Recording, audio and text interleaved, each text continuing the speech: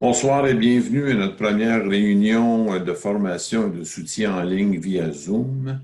Je m'appelle Michel Gaudet, je suis le directeur exécutif de l'ASEQ. Good evening to our first training and support meeting online through Zoom. My name is Michel Gaudet, I'm the executive director of ASEQ-EHAQ. Je souhaite la bienvenue à tous les participants à travers le Canada. Et pour que tout le monde puisse comprendre cette présentation, je ferai la traduction du français à l'anglais et de l'anglais au français. Nous avons organisé ces réunions pour qu'on se tienne en contact et pour briser l'isolement. Ces réunions, bien qu'elles soient planifiées, si vous avez des sujets ou des commentaires qui touchent les hypersensibilités chimiques multiples, envoyez-les via le courriel. I welcome participants from across Canada. To make this event so that everybody will understand, I will translate from French to English and English to French. And these online meetings were organized so that we could keep in touch and to break isolation. Although they're planned, if you have any subject or commentaries regarding MCS, send them to us through email. Nous remercions le Dr. John Mullett pour la présentation qu'il va faire. Cependant, avant de débuter, nous avons reçu quelques questions de certaines personnes, alors je vais y répondre. We thank Dr. John Mullett for the presentation that he will do. But before starting, I'm going to answer some questions that people have sent to us. Dans un premier temps, j'aimerais vous faire un rappel. Si vous avez des problèmes d'accès aux soins de santé, parce que le personnel est parfumé, parlez-en à la personne qui vous offre les soins. Si nécessaire, parlez à un superviseur. Si on refuse de vous accommoder ou qu'on vous ridiculise, documentez le tout et faites une plainte par écrit. Au Québec, à l'hôpital, c'est au commissaire aux plaintes de l'hôpital et au protecteur du citoyen, et toujours par écrit parce qu'ils vont être obligés de vous répondre par écrit. À l'extérieur du Québec, faites la plainte par écrit et je pense que c'est à l'ombudsman de l'hôpital ou à l'ombudsman de la province. Tenez-nous au courant des démarches que vous faites parce qu'on tient à les compiler. Et si vous avez besoin de soutien, sur notre site Internet, sur notre page de soins de santé sans fragrance, il y a beaucoup de documentation que vous pouvez utiliser. Et l'adresse, c'est www.ASEQ-EHAQ.ca/fragrance. As a reminder to everyone, if you have trouble to have access to healthcare because the personnel wears perfume, talk to the person who's giving you the care or talk to a supervisor. If they refuse to accommodate you or they mistreat you, take note of everything so you can make a written complaint. In Quebec, you would make your complaint, first of all, to the commissaire aux plaintes de l'hôpital or to the protecteur du citoyen. Always make them in writing because they have to answer you in writing. Outside of Quebec, I presume the written complaint will be made to the ombudsman of the hospital and the ombudsman of the province. If you need some documentation on our website on the fragrance-free healthcare, there's all kinds of resources, and the address for that is www.ASEQ-EHAQ/fragrance. Alors aussi, si vous avez besoin de soutien pour des soins à l'hôpital, sur notre site Internet, il y a un protocole pour les hôpitaux. C'est bilingue, c'est en français et en anglais. Et ce protocole-là est en train d'être mis à jour par le Dr. Lynn Marshall qu'on a vu auparavant dans la présentation. So there is a bilingual hospital protocol on our website to help you out to have safe care for people who suffer from MCS. And that protocol is being updated there by Dr. Lynn Marshall, which we saw before in the presentation. On a reçu des questions concernant des matériaux de rénovation pour une cuisine. En ce qui concerne les matériaux pour la rénovation et la construction et la peinture, c'est mieux de nous contacter directement parce que c'est différent d'une personne à l'autre. Ça dépend du contexte. On va vous poser des questions pour savoir ce que vous faites et vous donner les meilleurs conseils possibles concernant les matériaux. We've received a question regarding material for renovation in the kitchen. As far as construction material or renovation or paint, it's better to contact us directly because the situation is different for everybody. We'll be asking you questions and so as to advise you as best as we can on the products that you could use. On a un nouveau site Internet qui va être en ligne bientôt. Ça va couvrir la gestion des hypersensibilités chimiques multiples. Également, vous allez trouver des ressources sur notre site Internet concernant les produits de lavage. Parce qu'on a eu une question, une personne qui nous demandait pour des savons sécuritaires pour le lavage. C'est difficile de dire ce que vous pouvez tolérer ou pas parce que ça varie d'une personne à l'autre. Certains de nos membres ne peuvent pas endurer aucun savon. Donc, avant de vous servir, faire des brassées complètes d'un produit, testez le produit avant pour voir si vous réagissez ou si vous pouvez le tolérer. Et si vous avez toujours des problèmes, vous pouvez toujours essayer de nous contacter. On va essayer de vous aider. We have a new website that will be online soon.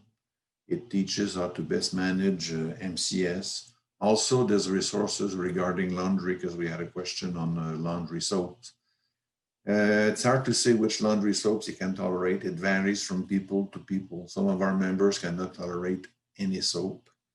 So if you still have problems, I mean, before you use a soap for washing, do test it to make sure that you can tolerate it. If you still have problems, you can always contact us and we can try how to help you. Nous avons reçu une autre question. Comment nettoyer des draps tachés d'huile dans une clinique où ils se donnent des massages? Bien, vous pouvez demander à la clinique de laver les draps avec un savon naturel en y ajoutant du bicarbonate de soude, du carbonate de soude et du vinaigre. Vous pourrez garder ces draps-là de côté spécifiquement pour vous. Sinon, vous pouvez toujours apporter vos propres draps, les rapporter chez vous.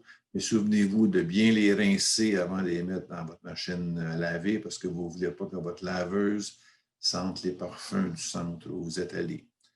We've received a question how to clean sheets that are stained with oil from a clinic that gives massages.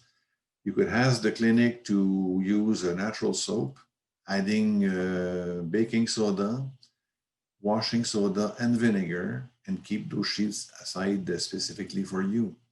Or you bring your own sheets. But remember, you bring them back home, make sure you rinse them out properly before you put them in your washing machine, because you don't want your washing machine to smell of the perfume from the clinic. Une autre question que nous avons reçue, c'est pour notre projet Eco-Oasis pour le transport. Mais Mille-Îles, où le projet est une toute petite municipalité, il n'y a pas de dépanneur, il n'y a pas de station-service, donc il n'y a pas de transport en commun en tant que tel. Ils ont par contre ce qu'ils appellent le taxi-bus, c'est le même principe qu'un autobus avec des arrêts spécifiques. Et dans les négociations avec la municipalité, on aura un arrêt à notre projet. Alors, ce taxi-bus-là peut vous emmener à Saint-Jérôme, exemple, pour des ressources, pour des rendez-vous. On espère aussi qu'il y aura une coopération à travers les membres, parce qu'on va avoir des jardins communautaires, un centre communautaire, donc les gens pourraient s'entraider. Et on espère aussi, à travers des fondations, pouvoir acheter un minibus qui pourra amener les gens pour leurs courses. À Saint-Jérôme, rendez-vous médicaux. Et de Saint-Jérôme, il y a une gare intermodale où un autobus vous amène à la station de métro à Laval ou le train qui vous amène au centre-ville de Montréal. So we had a question regarding our housing projects for transportation. It's a small community. They have what they call a taxi bus. It's the same principle than a bus. They have stops, and we've negotiated with the municipality that we would have a stop at our project. So they could take you to Saint-Jérôme. That's the largest community that is close by for resources or medical appointments. Also, we're hoping that people will be helping each other because we're going to have community garden, a community center, so there should be a community life. And we're hoping through foundation to be able to buy a minibus, so it could take people to Saint-Jérôme for their appointments. From Saint-Jérôme, there is an intermodal station where there's a bus that would take you to the metro in Laval or a train that will take you downtown Montreal. So il y avait aussi des questions spécifiques à l'hypersensibilité chimique multiple. Ces questions-là seront répondues à travers les différentes présentations que le docteur Malade va faire. There were specific questions regarding MCS. These questions will be answered through the presentation that Dr. Malade will be doing. And afterwards, everything will be online. Maintenant, je vous présente le Dr. John Malade. Il présentera Introduction au MCS, le parcours, la partie 1. Je traduirai en français. Now I will introduce Dr. John Malott that will present the Introduction to MCS, the Journey, Part 1, and I will translate in French.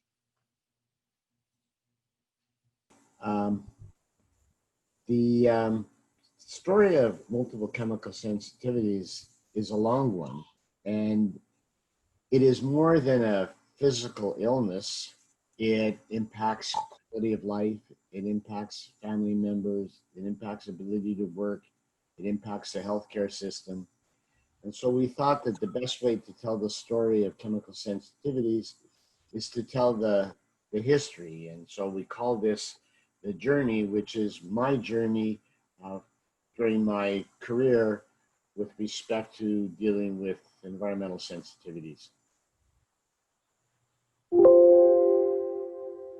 Alors, l'introduction aux hypersensibilités chimiques multiples, le parcours. En fait, l'hypersensibilité chimique multiple est une longue histoire et le docteur Malott pensait que la meilleure façon de l'expliquer, ce serait de vous décrire son parcours. Et c'est plus qu'une maladie qui est physiologique, ça a un impact sur votre capacité de travailler, de pouvoir socialiser, ça a un impact sur le système de santé. Alors, le Dr. Malott va vous décrire son parcours à travers l'hypersensibilité chimique multiple.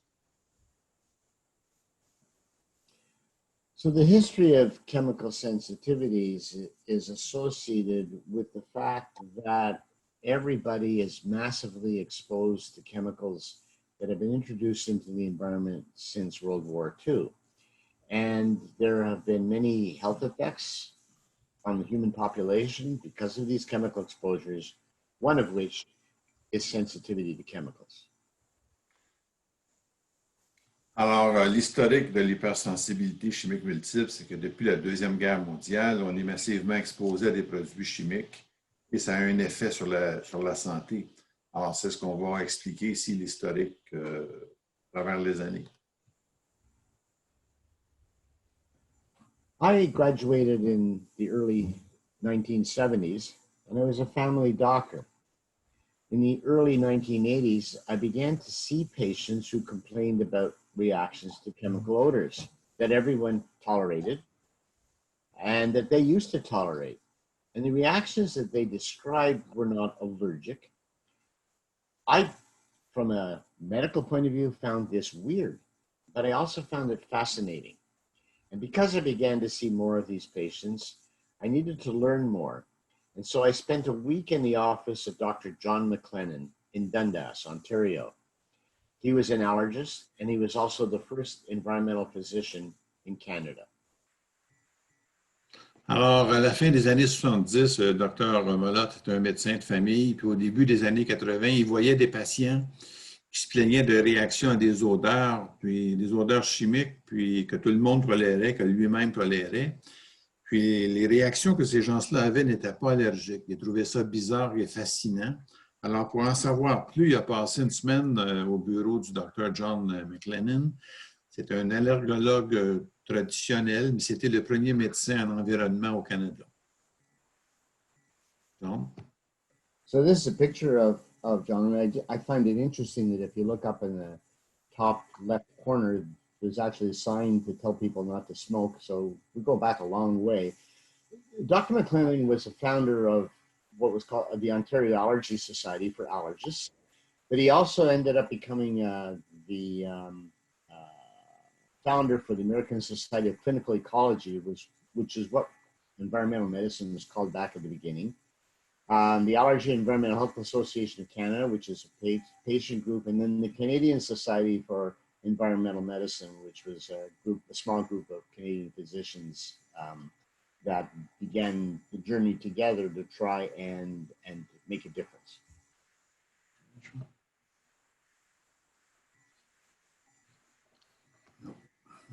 OK.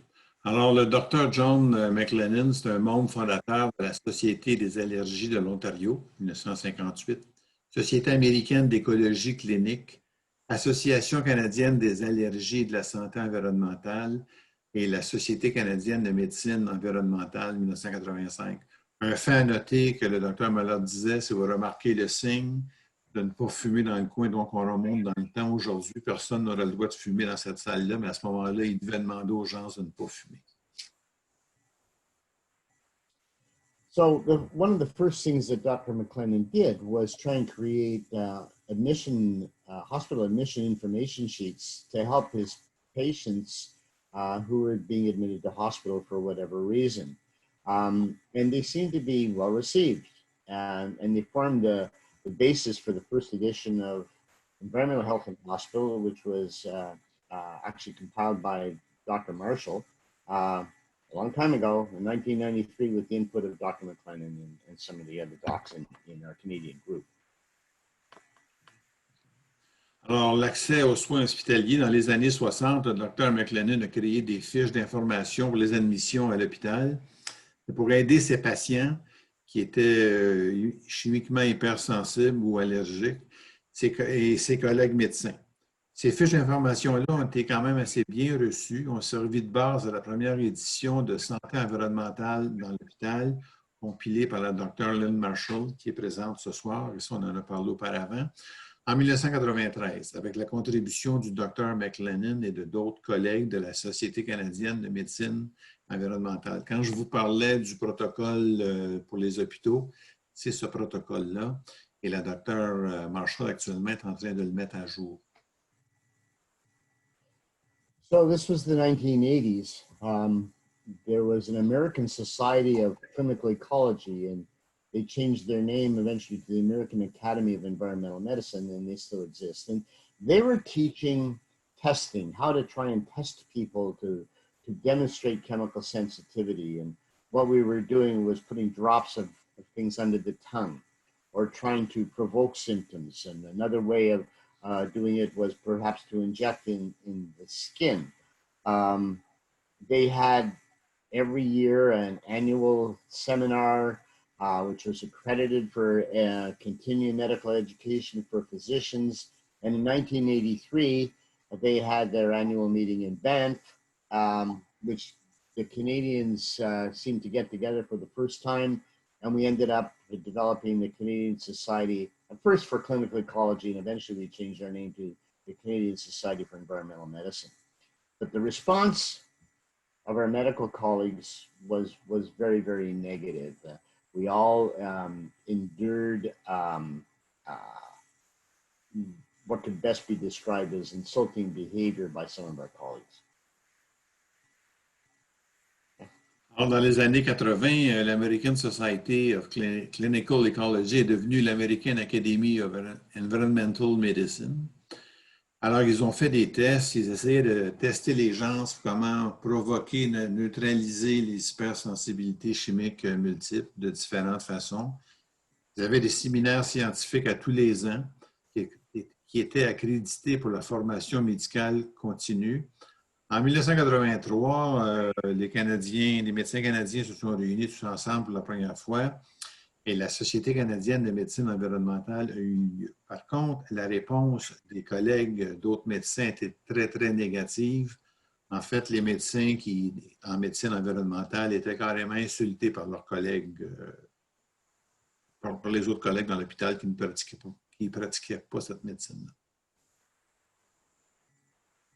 So in 1985, in Ontario, the Ministry of Health created what was called the Ad Hoc Committee on Environmental Hypersensitivity Disorders. It was chaired by Judge George Thompson. And this was in response to patients asking the ministry for help. And so what Judge Thompson did with his committee is they kind of summarized the knowledge of different reactions to environmental agents. He summarized the observations made in what they call clinical ecology programs. So he went to and spoke to different doctors. He spent a day in my office, for example, talking to me, talking to some of the patients, and some of the patients actually made written submissions. And what he concluded was that environmental hypersensitivity is a significant problem. It requires further research. And that the patients were not having their needs met within the healthcare system. So this was discussed, as you can see, 35 years ago.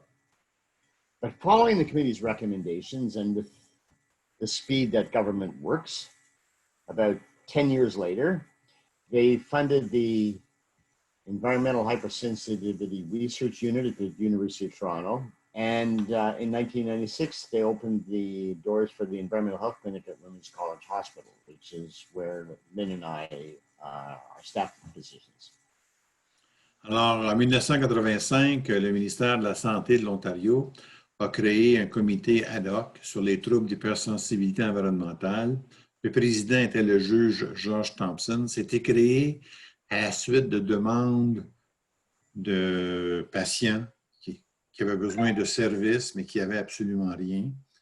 En résumé, le juge a fait le tour de plusieurs médecins, dont le docteur Malotte a passé une journée à parler avec les médecins, avec les patients.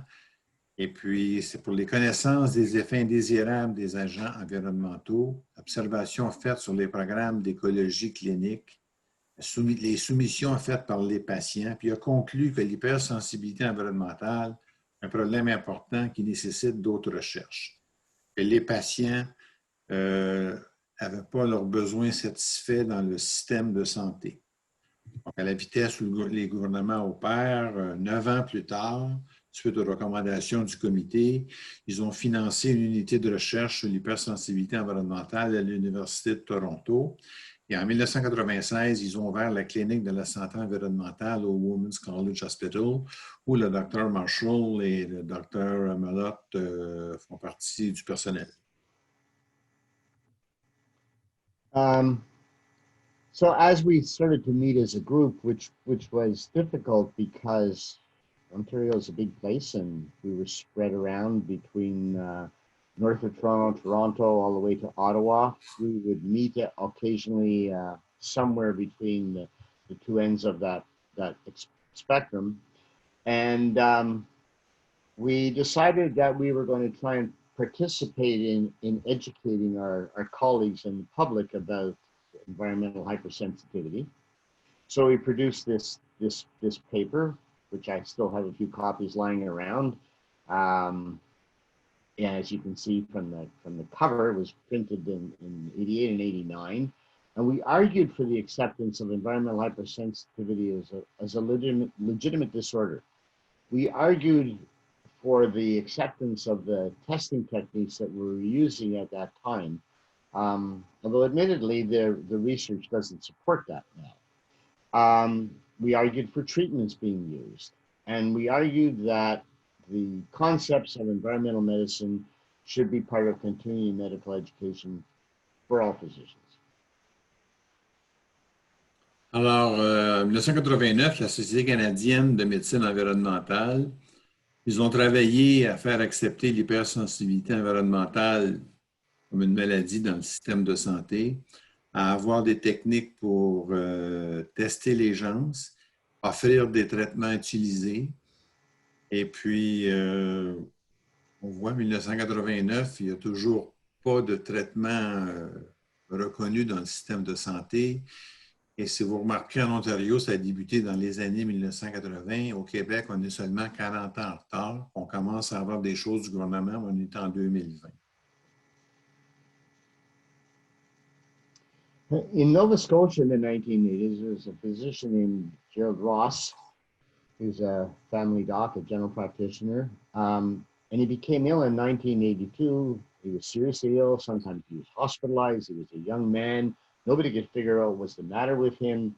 In 1986, he went to the Environmental Health Clinic in Dallas, where probably the leaders in the world at that time were working.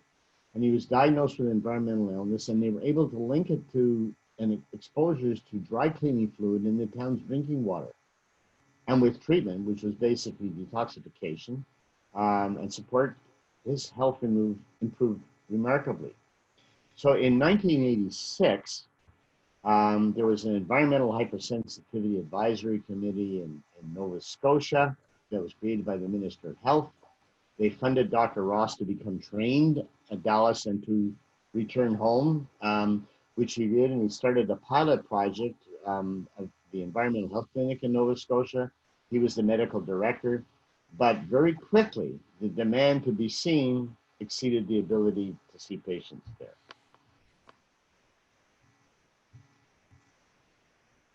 Alors, en 1980, en Nouvelle-Écosse, le docteur Gerald Ross était un médecin généraliste qui exerçait sa pratique à New Minas, en Nouvelle-Écosse. En 1982, il est devenu gravement malade, parfois est hospitalisé. On ne pouvait pas trouver la source du problème, pourquoi il était malade. Alors, en 1986, il est allé à la clinique de santé environnementale à Dallas, au Texas.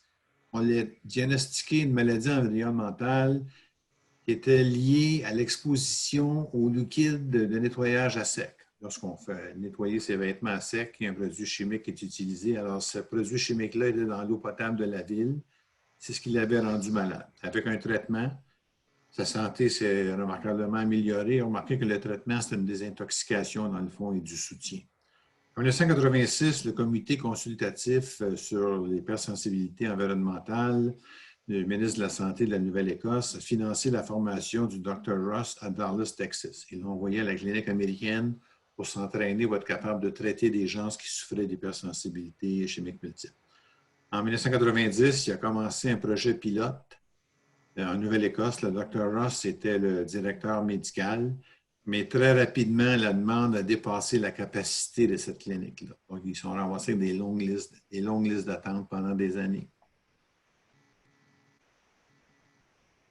So in the early 90s, there was a medical center in Halifax called the Camp Hill Medical Center, and people there started to complain of feeling sick that they associated with that building. There were 1,100 workers, and more than half of them complained. And one of the people who got sick was a geriatric specialist named Dr. Roy Fox, and he began a support group for some of the Camp Hill workers. Then Dr. John Rudy was the dean of the Faculty of Medicine at Dalhousie University. He proposed the formation of the Nova Scotia Centre for Environmental Health, and this was supported by the Nova Scotia Minister of Health in December 1993, and Dr. Roy Fox became the first medical director. And they had three functions. The first was to make a clinical diagnosis and manage patients suffering from environmental health problems. The second was to try and do research into clarifying how to diagnose the environmental sensitivity and to evaluate whether any of the treatments that they were proposing were effective. And the third was to try and educate physicians, people with the problem, patients, the general public about environmental illness. Alors, en 1990, en Nouvelle-Écosse, dans le début des années 90, il y avait un centre médical à Halifax qui s'appelait le Camp Hill Medical Center. Il y avait 1100 employés et un peu plus de la moitié commençaient à se plaindre de problèmes de santé. Un des travailleurs qui a été affecté, c'était un spécialiste en gériatrie, le Dr. Roy Fox, qui a créé un groupe de soutien pour les travailleurs qui étaient malades dans ce centre de santé-là. Le Dr. John Rudy, qui était doyen de la faculté de médecine de l'Université de Dalhousie, a officiellement proposé la création du Nova Scotia Centre for Environmental Health, appuyé par le ministre de la Santé de la Nouvelle-Écosse en décembre 1993. Le Dr. Fox a été le premier directeur médical de cette clinique-là. Il y avait trois fonctions principales, qui étaient en premier lieu de poser un diagnostic clinique et la prise en charge des patients qui souffraient de problèmes de santé environnementale, de faire de la recherche pour vérifier et clarifier le diagnostic de l'hypersensibilité environnementale et les traitements qu'ils offraient s'ils étaient efficaces pour soigner ces gens-là.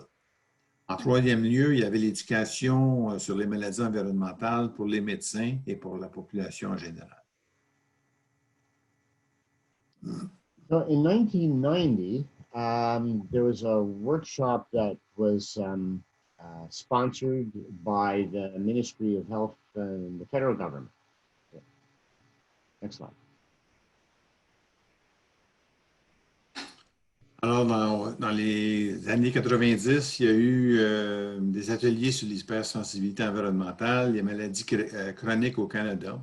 Donc, c'était supporté par le gouvernement canadien. On remonte à mai 24, 1990. What you saw, there was a publication that was put in the public health journal in 1991. And basically what they said was this: physicians who show interest in the field should not be stigmatized. Environmentally sensitive individuals should not be dismissed as neurotic. It's not a psychiatric condition. They're not making it up. They should receive respect and support. Health Canada should consult with the provincial ministries of health and ensure that there's proper medical care for environmentally sensitive patients. And Health Canada and or the Canadian Public Health Association should sponsor a national conference on environmental sensitivities and devise a format for more local awareness raising seminars. Alors, un atelier sur les hypersensibilités environnementales en 1990, en résumé, les médecins qui manifestent de l'intérêt pour le domaine ne doivent pas être stigmatisés, parce que plutôt le docteur Malotte mentionnait qu'ils étaient carrément insultés. Les personnes qui souffrent d'hypersensibilité environnementale ne doivent pas être considérées comme des névrosés, mais recevoir du respect et du soutien. Ce n'est pas une maladie psychologique ou psychiatrique, ils ne l'inventent pas, ils ont un problème physique. Santé Canada devrait consulter les ministères provinciaux de la santé pour s'assurer que des soins médicaux appropriés sont fournis aux patients qui souffrent d'hypersensibilité environnementale. Santé Canada ou l'Association canadienne de santé publique devrait parrainer une conférence nationale sur les hypersensibilités environnementales et concevoir un format pour des séminaires de sensibilisation plus locaux, de façon à ce que les médecins dans les provinces puissent connaître ce qu'il y en est. Au Québec, c'est complètement inconnu des médecins. So they also recommended provincial conferences sponsored by the Ministry of Health, hospital associations, medical associations. They should include university-associated educators. Knowledge of environmental sensitivities should be given to medical students, practicing physicians through CME programs. There should be a few specialized teams across the country that act as resources to deal with environmental illness, especially when it's severe. And the public, patients organizations, physicians, members of parliament should continue to exhort all levels of government to encourage the development of better government health policies regarding environmental sensitivities, acceptable public education, and ultimately a healthy promotion campaign. And I have to say, this was 30 years ago, and we're still having this conversation. Alors, les ateliers sur les hypersensibilités environnementales des années 90, il recommandait qu'il y ait des conférences provinciales qui devraient être parrainées par le ministère de Santé de chaque province ou par les associations hospitalières de chaque province aussi, les associations médicales, et inclure que ce soit enseigné au niveau universitaire pour les gens qui étudient la médecine.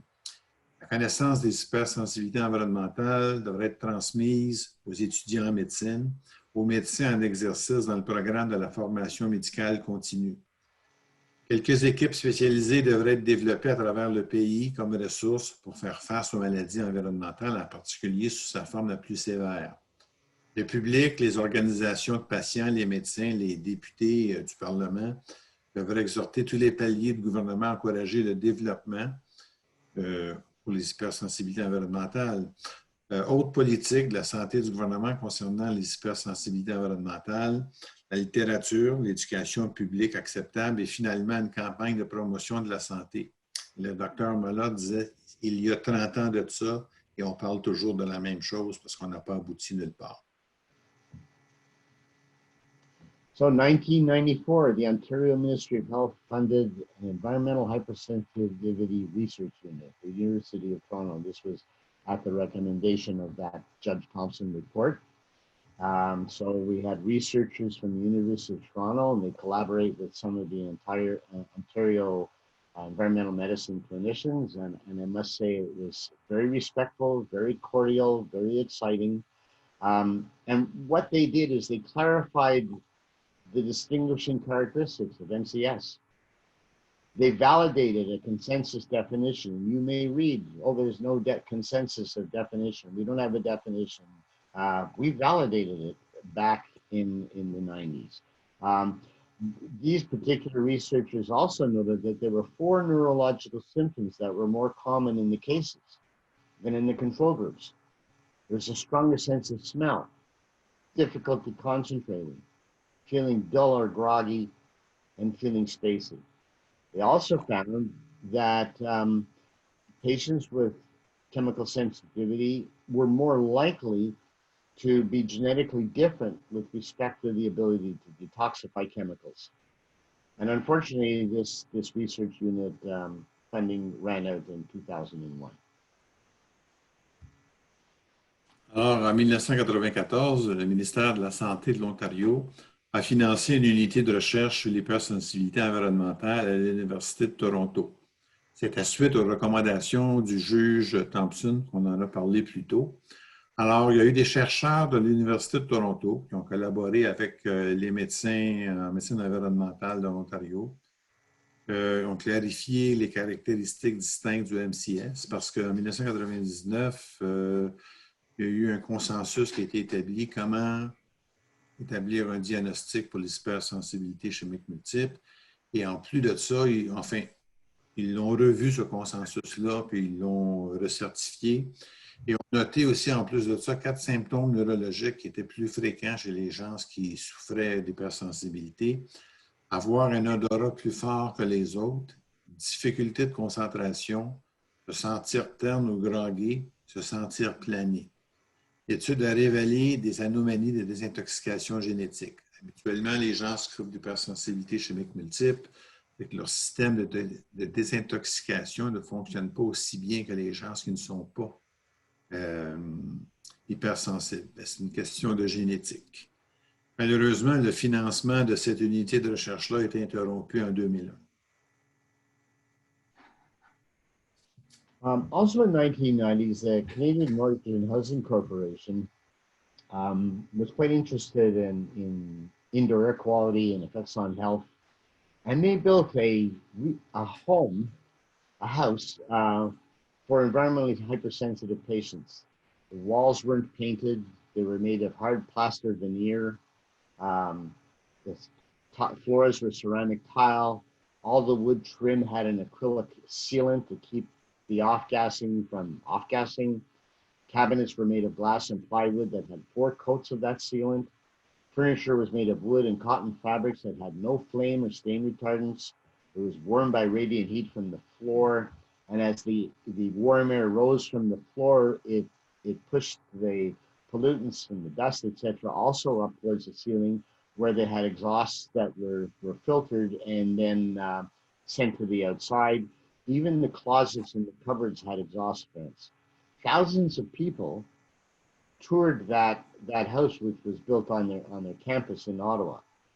A description of it was in the CMA Journal, and it was eventually sold to the Department of Respirology at the Ottawa Hospital, and they used it for to house their education library for patients with asthma, because it was a nice, clean, safe environment for people to go read.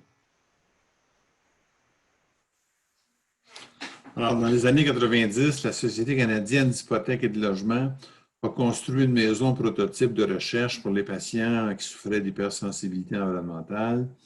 Les murs étaient non peints. Les murs étaient faits de plâtre sur cloison sèche. En d'autres termes, ce n'était pas des panneaux de gypse, c'était du plâtre mis sur des mèches métalliques.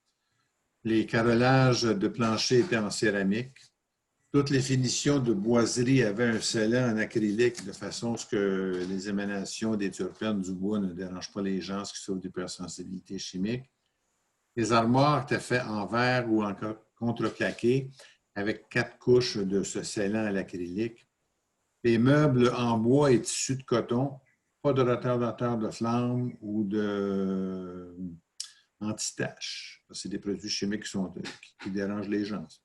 C'était chauffé par la chaleur rayonnante du sol. L'air chauffé et les polluants montent jusqu'au plafond où ils sont évacués et filtrés. Même les placards et les armoires avaient des sorties d'échappement. Cette maison-là a été visitée par des milliers de personnes. Ça a été décrit dans le journal de l'Association médicale canadienne.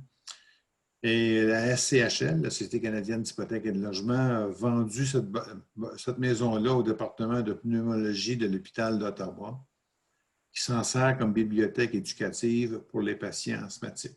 Je dois dire que dans des rencontres qu'on a eues avec la SCHL, lorsqu'on a mentionné cette maison-là, il n'y avait aucune idée de quoi on parlait. Heureusement, on avait des documents qui dataient, puis il y en a X auparavant qui a parlé, connaissait encore des gens qui avaient contribué à ça. Donc, c'est nous qui avons informé la CHL qu'ils avaient déjà fait ça.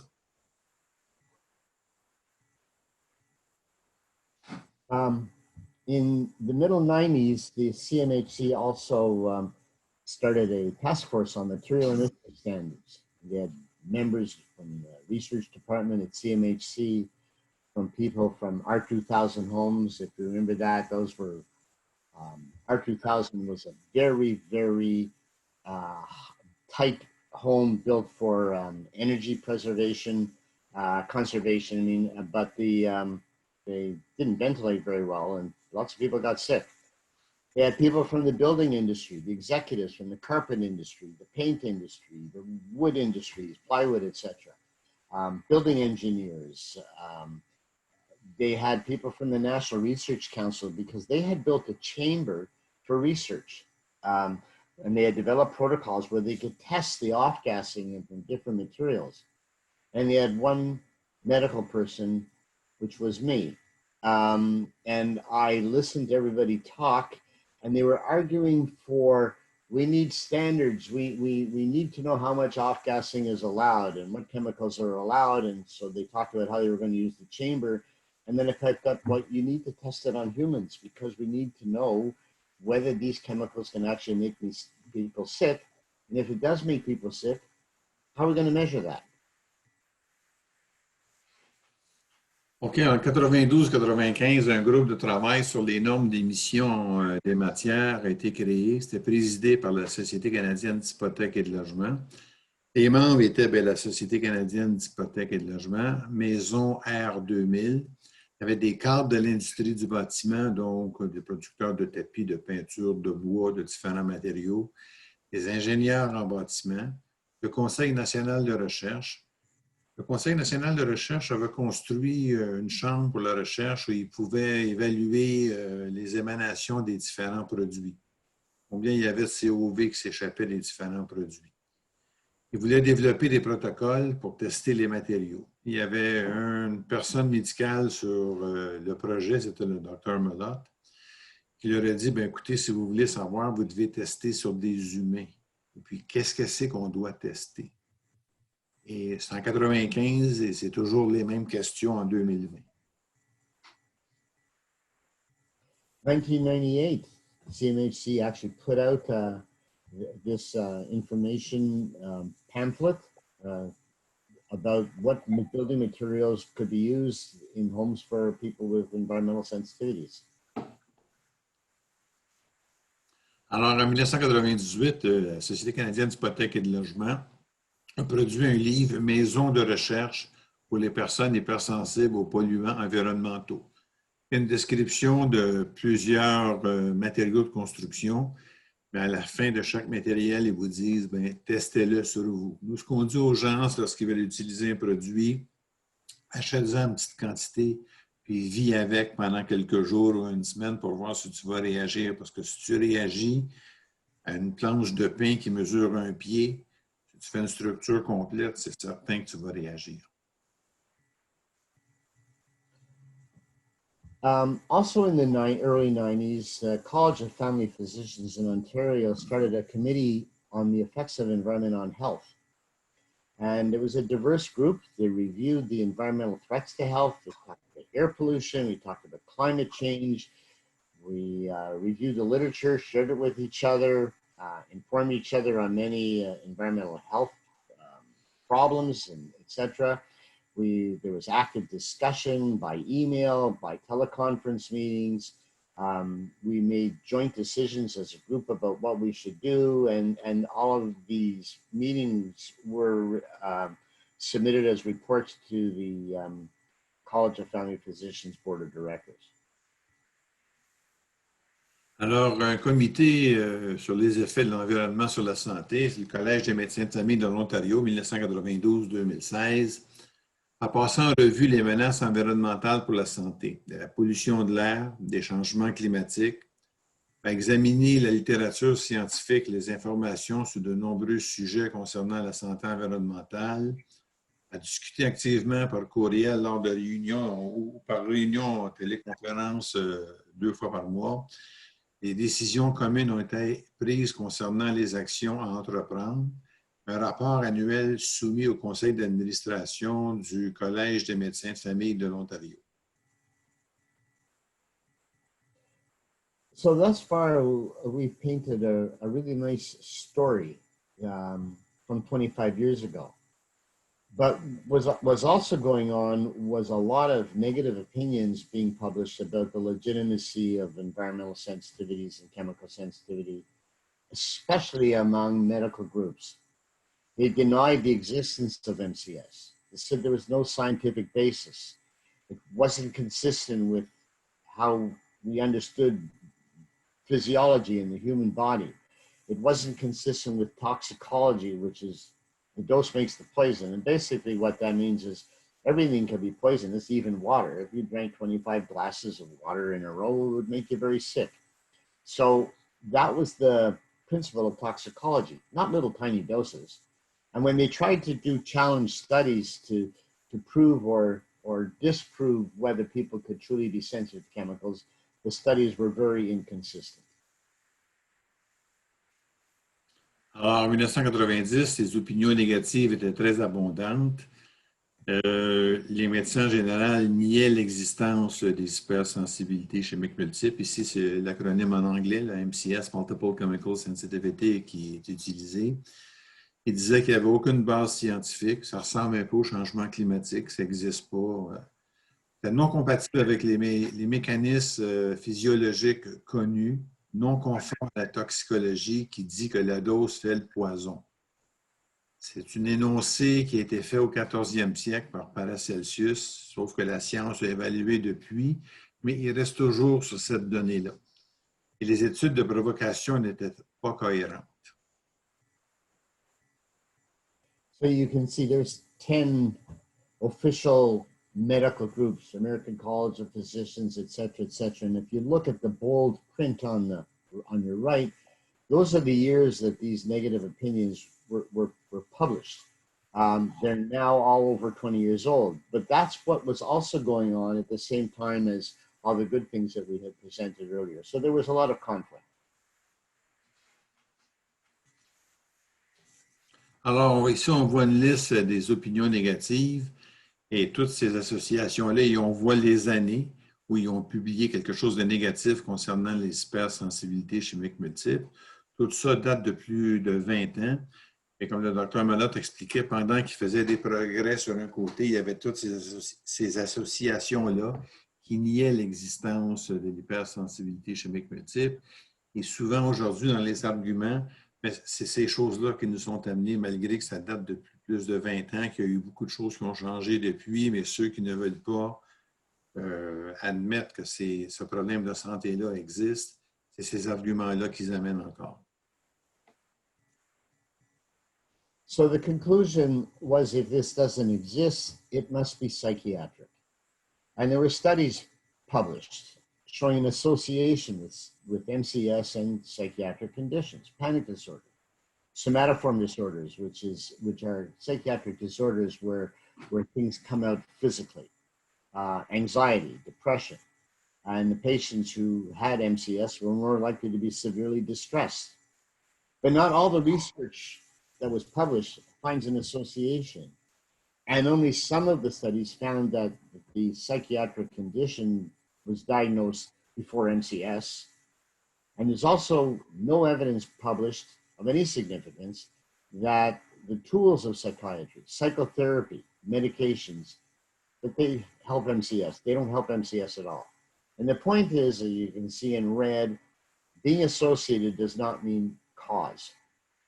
Mood disorders are also more likely to be comorbid, meaning occur together in people with allergies, asthma, diabetes, cardiovascular disease, and nobody considers those diseases to be caused by psychiatric conditions.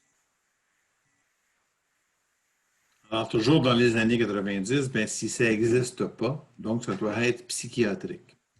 Il y a des études qui rapportent des associations, troubles paniques, troubles somatoformes, en d'autres termes, un trouble psychologique, mais qui ressort physiquement, l'anxiété, des dépressions, plus susceptibles d'être gravement en détresse. Toutes les recherches, par contre, ne trouvent pas d'association. Seules certaines études ont montré que le diagnostic de MCS avait été, que le diagnostic de psychologie avait été donné avant l'apparition du MCS. Aucune preuve que la psychothérapie ou que les médicaments aident les hypersensibilités chimiques multiples. En fait, il n'y a pas de médicaments et il n'y a pas de traitement psychologique qui aide les gens qui souffrent d'hypersensibilité chimique multiple parce que ce n'est pas un problème psychologique. Et l'association ne veut pas dire cause. Exemple, les troubles de l'humeur sont également plus susceptibles d'être comorbides. Ça veut dire qu'ils arrivent en même temps avec des allergies, de l'asthme, du diabète, des maladies cardiovasculaires. Mais ce n'est pas considéré comme une cause. Alors, les gens peuvent avoir des problèmes psychologiques, mais ce n'est pas la cause de l'hypersensibilité chimique multiple.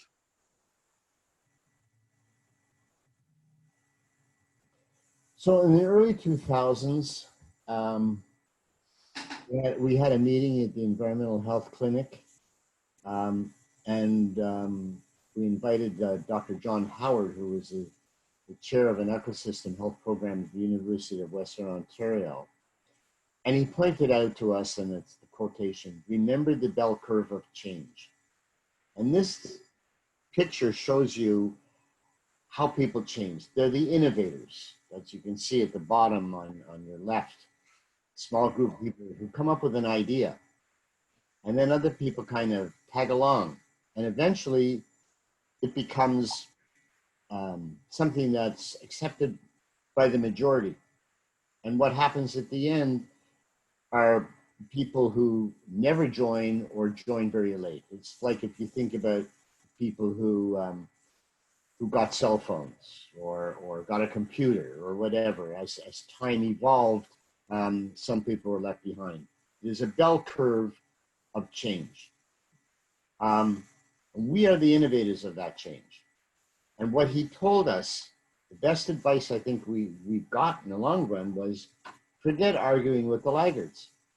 They're not going to change. Why are you talking to them? You're wasting your time. Talk to the people who are willing to listen. Alors, en 2000, le temps de changer la conversation, ils avaient invité le Dr. John Howard, qui était comme président du programme de santé des écosystèmes à l'Université Western Ontario. Souvenez-vous de la courbe en forme de cloche du changement. Et on voit la courbe ici. Ça débute avec des innovateurs qui sont un tout petit groupe. Et après ça, il y a un autre groupe de 13,5% ici qui accepte. Ça devient une majorité précoce. Finalement, il y en a qui deviennent dans la majorité. Il y a toujours des retardataires qui nient que ça existe. De la même manière qu'il y a des gens qui disent que le changement climatique, ça n'existe pas. Alors, ce qu'il disait, c'est nous sommes les innovateurs du changement, puis oubliez de discuter avec les retardataires parce qu'il y en a qui sont très boqués, ils ne vont jamais changer d'idée. Il faut plutôt parler aux gens qui sont prêts à écouter. Pour les Québécois à qui on parlait déjà dans la santé publique, il y a deux visions actuellement. On travaille avec la vision qui veut bien écouter et qui veut faire quelque chose pour les hypersensibilités chimiques multiples. So this is probably enough of a story for today. So we're going to end the story. There's certainly another 20 years to tell. We just reviewed the first 20 years. The next section is going to bring you more up to date. We're going to show you what happens if you don't give up. So these meetings that we're having with you, they're for you.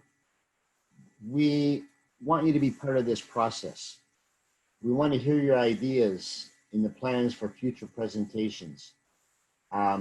So we want you to send us questions or comments on today's presentation. We're going to address them at the next presentation.